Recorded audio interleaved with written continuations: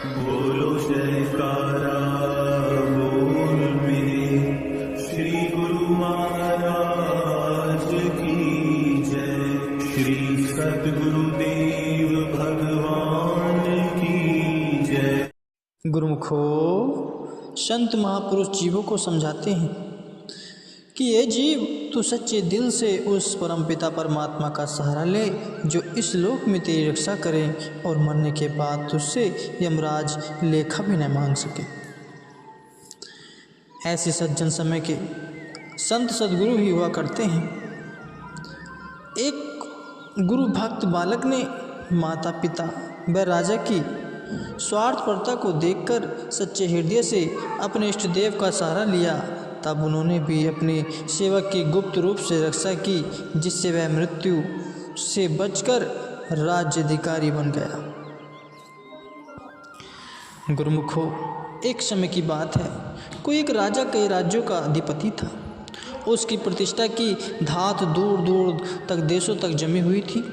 दुनिया में ऐसी कोई सी चीज़ नहीं थी जो उसके पास न हो, अर्थात किसी प्रकार की चल अचल संपत्ति का उसके पास अभाव न हो।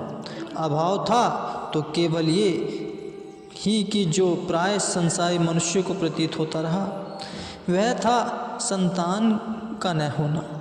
राजा ने संतान प्राप्ति के लिए कई यत्न किए, जब तप यज्ञ आदि बहुत कुछ किया, लेकिन परिणाम स्वरूप निराशा ही हाथ लगी। राजा का शरीर वृद्धावस्था की ओर बढ़ता जा रहा था। तब उसकी आंखों के आगे अंधेरा सा छाने लगा कि मेरी मृत्यु हो जाने के पश्चात इतने राज्य का अधिकारी कौन होगा। इसलिए उसने पुनः कुछ एक विख्यात जोशी को बुलवाया और उसने कहा कि हमने अपनी तरफ से संतान प्राप्ति के लिए बहुत प्रयास किए, परंतु सफलता फिर भी प्राप्त न हुई। अब आप ऐसा कोई उपाय बताओ जिससे है मेरी सोनी गोद और महल खुशियों से भर जाए। अपने इस विस्तृत राज्य के उत्तराधिकारी को पाकर मुझे हार्दिक संतुष्टि हो सके। राजा का यह प्रस्ताव सुनकर उन जोशी ने कहा, महाराज, आप हमें इस विषय पर विचार करने के लिए कुछ समय दे दीजिए। तब राजा ने कहा, अवश्य, आप जितना चाहें समय ले सकते हैं। 2-4 दिन परस्पर विचार विमर्श करके सब जोशी दरबार में आए और आशान्वित शब्दों से धैर्य बांधते हुए राजा साहब से कहने लगे, महाराज, आप चिंता न करें, हमें एक उपाय सूझा है। वो यह है कि देवी के समक्ष किसी नौजवान लड़के की बलि चढ़ा। हमें पूर्णतः विश्वास है कि ऐसा करने से आपको हार्दिक प्रसन्नता होगी तथा आपका नीरव आंगन बालक की मोहक किलकारियों से शीघ्र ही चहक उठेगा। क्योंकि मनुष्य मात्र का जीवन आशा की खूंटी पर टंगा हुआ है। सो निराश राजा ने सोचा, कदाचित ऐसा करने से मेरी चिर अभिलाषा पूर्णता को प्राप्त हो जाए। ऐसा सोच राजा ने उसी समय प्रधानमंत्री को यह आदेश दिया कि मंत्री जी, आप एक नवयुवक की शीघ्र अतिशीघ्र ढूंढ कर लाओ। जोगी माता पिता बलि हेतु अपना लड़का दे दे तो फिर तुम उन्हें अपनी तरफ से काफ़ी मात्रा में धनराशि मंत्री के हाथों में दे देते, यह पुरस्कार रूप में दे देना। राजा का आदेश पाकर कुछ कर्मचारी व मंत्री युवक की खोज में निकल पड़े। काफ़ी देर तक खोज करने के उपरांत भी उन्हें सफलता प्राप्त न हुई।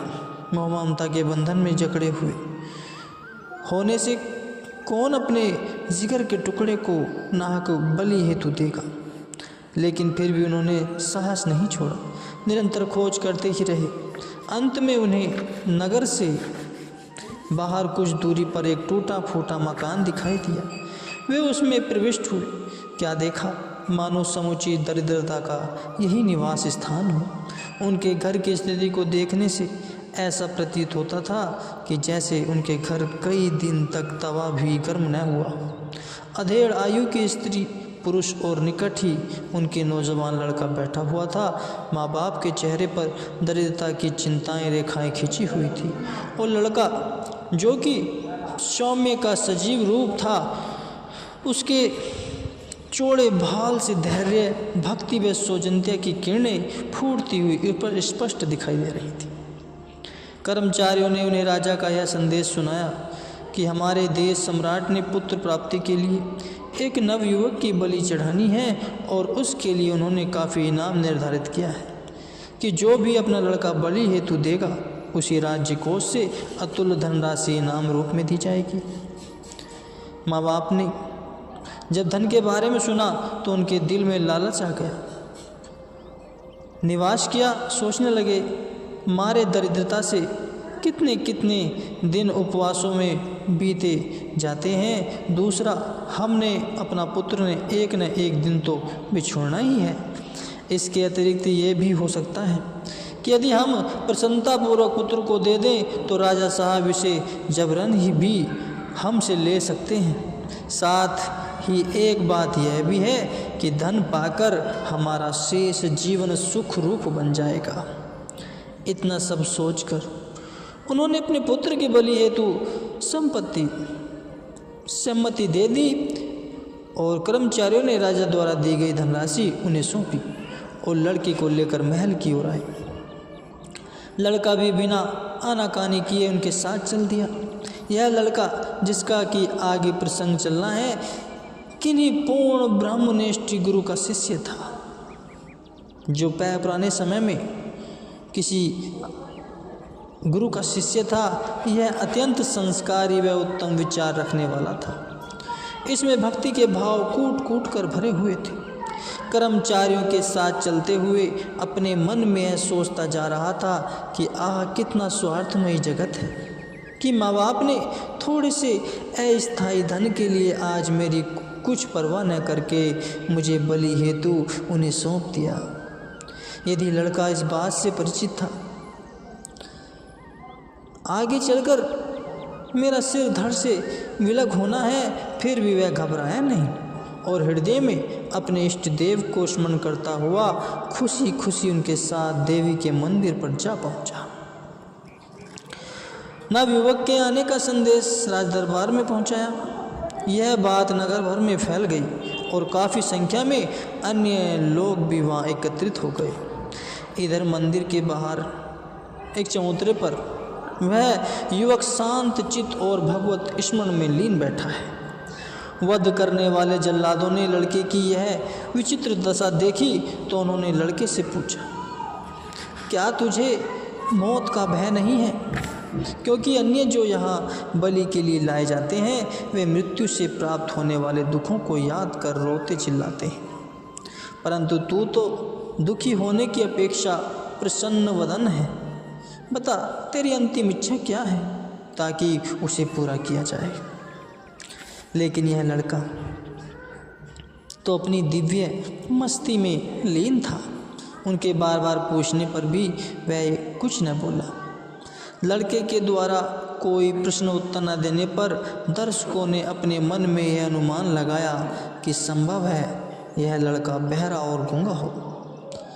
इतने में राजा साहब भी अपनी मंत्रियों के साथ आ पहुँचे। जल्लादों से उसके विषय में विचित्र बातें सुनकर राजा ने स्वयं लड़के से पूछा कि बता, तेरी अंतिम इच्छा क्या है? हम उसे इसी समय पूरा करेंगे, इसमें विलंब न लगाएंगे, क्योंकि तेरे जीवन का टिमटिमाता चिराग अभी बुझा नहीं है और थोड़ी देर में बुझ भी नहीं वाला है। लड़के की ओर से अब भी वही मूक उत्तर ही मिला। तब राजा साहब ने पूछा, क्या तूने मृत्यु से भयभीत होकर मौन धारण किया हुआ है अथवा तू बोल ही नहीं सकता? इस पर लड़का चुप ही रहा और मूक अवस्था में उसने मिट्टी की 3 ढेरियाँ बनाई, पुनः 2 ढेरियों को तो तोड़ दिया तथा एक ढेरी जो कि त्यों बनी रही। कुछ समय पश्चात राजा ने तीसरी बार बलपूर्वक उसका कंधा हिलाते हुए कहा, तूने हमारी बात का उत्तर न देकर बार बार 3 ढेरियों को बनाया, जिसमें 2 को तोड़ दिया और तीसरी को न तोड़ा। इसमें क्या रहस्य है, हमें बता। तब लड़का कहने लगा, महाराज आप मेरी बात ध्यान देकर सुनिए। इन ढेरियों को बनाने व गिराने में भी एक गंभीर रहस्य निहित है। इतना कहकर वह फिर चुप हो गया। रहस्य निहित की बात सुनकर राजा को जिज्ञासा हो आई। उन्होंने बालक से कहा, तू हमें सत्य सत्य बता दे। तब उस गुरु भक्त बालक से निर्भयता व सतर्कता से उत्तर देते हुए इस प्रकार कहा, महाराज, प्रत्येक प्राणी जन्म अवस्था से लेकर मरणावस्था तक 3 की छत्र इच्छाओं में रहता है। प्रथम माता पिता का सहारा होता है, लेकिन वह भी अस्थायी है, जिसकी स्वार्थपरता आज मैंने आंखों से देख ली कि मेरे माता पिता का मुझसे कितना हार्दिक प्यार है। मात्र तुच्छ धन की प्राप्ति हेतु उन्होंने मेरा वध तक करवाना स्वीकार कर लिया। प्रथम ढेरी को तोड़ने का यही रहस्य है कि जगत में माता पिता का प्यार झूठा, अस्थायी और अंत में दुख देने वाला है। उसके पश्चात दूसरा सहारा है देश के सम्राट का, जो ईश्वर अदृश्य प्रजा की पालना करता है तथा समस्त प्रजा की संतानवत होती है।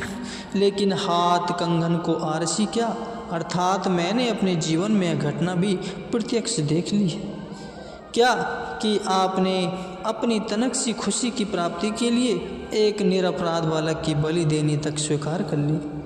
दूसरी ढेरी मिटाने का यही विशेष प्रयोजन है। प्रजा के जनक पिता होते हुए भी अपने अपने स्वार्थ को ही देखा। आपने अपने स्वार्थ को ही देखा, इस नाते राजा का सहारा भी झूठा ही सिद्ध हुआ। इतना कहकर बालक चुप हो गया। बालक की इन ज्ञान भरी बातों को सुनकर राजा साहब के अंतरस्थल पर गहरा प्रभाव पड़ा। तब राजा ने उससे कहा कि तुम मुझे तीसरी ढेरी के न तोड़ने का कारण बताओ, क्योंकि तुम साधारण बुद्धि वाले नहीं, अभी तो प्रखर प्रतिभा रखने वाले सज्जन प्रतीत होते हो। यह सुनकर नवयुवक ने इन पंक्तियों का तीसरी ढेरी न तोड़ने का रहस्य प्रकट किया। महाराज, मेरी तीसरी ढेरी को न तोड़ने का कारण यह है कि संसार में जहाँ माता पिता, बंधुओं और तथा देश के सम्राट तक का सहारा अस्थिर है, तो इसके दूसरे पहलू में स्वयं वही पार ब्रह्म परमेश्वर संत रूप में समय अनुसार इस अवनी पर अवतरित होते हैं। उन्हीं की छत्र छाया जल व शाश्वत होती है। मेरे भी अहोभाग्य हैं कि मैंने ऐसे पूर्ण महापुरुषों की चरण शरण ग्रहण की हुई है। इसी कारण ही मुझे यहाँ किसी प्रकार का भय प्रतीत नहीं हो रहा है, क्योंकि मेरे सिर पर तो पूर्ण सद्गुरु का हाथ है। वह मेरे इस लोक में भी सहायक है और परलोक में भी। इसी कारण मैंने अपने जीवन के सच्चे साथी का सहारा जानकर इस तीसरी ढेरी को नहीं मिटाया। ऐसे संत सद्गुरु की शरणागति पाकर जीव सुख रूप से उज्ज्वल मुख रहता है, अर्थात उसे इस लोक में भी किसी प्रकार की व्याधियाँ नहीं सताती और मृत्यु के बाद भी वह मालिक के निजधाम में निवास पाता है। अतः महाराज, आप ही बताइए कि मैं ऐसे समय में फिर भय क्यों खाऊं, जबकि मेरे सिर पर पूरे सद्गुरु का हाथ है और नाम अखिल अग पूज नाशवान की उक्ति का समर्थन करने वाला उनका पवित्र नाम भी मेरे साथ है। मरने से तो वे जन भयभीत होते हैं जिनका कोई सहारा नहीं है। जैसे कि कबीर साहिब जी ने वाणी में कहा है, जिस मरने से जग डरे मेरे मन आनंद, कब मरिया कब पाइयो पूर्ण परमानंद। युवक के मुख से सारयुक्त बातें सुनकर राजा के हृदय दर्पण से मोह माया आंछंचित मल विक्षेप आवरण उठ गया तथा प्रजा जन भी गदगद कर्ण से बालक की प्रशंसा करने लगे। राजा साहब ने मन में विचार किया कि इस गरीब बालक के यदि मैं प्राण हर लूं तो हो सकता है मुझे संतान की प्राप्ति भी न हो और व्यर्थ ही इस भक्ति बालक की आत्महत्या का पाप भी लगे। ऐसा विचार कर उन्होंने जल्लादों और मंत्रियों को इसकी बलि देने से मना कर दिया, क्योंकि अब इस बुद्धिमान लड़के को पाकर राजा की संतान प्राप्ति की इच्छा समाप्त हो गई थी तथा इसी उच्च स्तर की बातों को सुनकर राजा को वैराग्य हो चुका था। तदुपरांत इस गुरु भक्त बालक को सादर राजमहल में लिवा लाए। तब राजा ने उसे अपना पुत्र बना लिया। सत्संग वार्ता होने के मध्यांतर राजा ने लड़के से पूछा कि आपने जिन महापुरुषों से इस पराविद्या की शिक्षा अथवा ज्ञान को प्राप्त किया है, क्या मुझे उनके दर्शन करवा सकते हो? तब बालक ने कहा, अवश्य। इसके पश्चात वह गुरु भक्त बालक राजा साहब को अपने गुरुदेव के आश्रम पर ले गया। गुरुदेव ने राजा साहब को अधिकारी बनाकर नाम की दीक्षा दी। गुरु भक्त बालक की पावन संगति से अब राजा भी सतगुरु का पूर्ण सेवक बन गया। अब राजा की समस्त वृत्तियाँ सांसारिक इच्छाओं की ओर से हटकर मालिक के कुल के चरणों में जुड़ गई थी तथा उनका मन राज्य के कार्य व्यवहारों में अब विशेष रूप से न लगता था। अंततः उसी गुरु भक्त बालक को अपने विस्तृत राज्य का उत्तराधिकारी बनाकर स्वयं राजा साहब भजन अभ्यास हेतु वन में चले गए। जब इस मनुष्य पर दुख क्लेश व चिंता के पहाड़ टूट पड़ते हैं और रिश्तेदार सगे संबंधी मुख मोड़ लेते हैं, ऐसी विपदा की घड़ी में जब मनुष्य सच्चे दिल से अपने इष्ट देव सतगुरु को याद करता है, तब इष्ट देव उसकी रक्षा हेतु कोई उपाय रच देते हैं और उनकी गुप्त कृपा से अपने सेवक को उस आपत्ति से छुड़ा देते हैं। जैसे कि बताया गया है कि उस बालक ने जब अपने इष्ट देव का सहारा लिया तो प्रकृति की तरफ से राजा के दिल में लड़के के उत्तम विचारों का ऐसा प्रभाव पड़ा कि राजा ने लड़के को बलि चढ़ाने का विचार ही बदल दिया। और वही बालक अपने भक्ति भाव से विचारों से राजा साहब को भी सतमार्ग पर लगा दिया, जिससे राजा के दिल में संसार के मोह का ख्याल हटकर मालिक की भक्ति की ओर प्रेरित होता है। ऐसे ही प्रत्येक मनुष्य को अपने इष्ट देव सतगुरु पर विश्वास व भरोसा रखकर आत्मोन्नति की ओर पांव बढ़ाना चाहिए। जितना जितना सेवक अपने इष्ट देव की छत्र छाया में रहकर उनके सत्संग में उनकी सेवा में दिल लगाएगा, उतना ही ज़्यादा उसके विचार संसार की मोहमाया की मलिनता से पवित्र होकर नाम व भक्ति की तरफ लगेंगे। जिस जीव ने इस मनुष्य तन के अंदर नाम व भक्ति का धन इकट्ठा कर लिया, उसने अपने मानव जन्म को सफल कर आवागमन के चक्कर से छुटकारा पा लिया। हमारा भी यही कर्तव्य है गुरुमुखों कि जगत व्यवहार करते हुए एवं ममता की तारों को हृदय से तोड़कर जीवात्मा के सच्चे सहारे संत सद्गुरु के चरण कमलों से बंधें और उनसे नाम उपदेश लेकर वह उस पर नित्य प्रति आचरण करें, जिससे हमारा यह लोक भी सुखी बने और परलोक भी गुरुमुखों।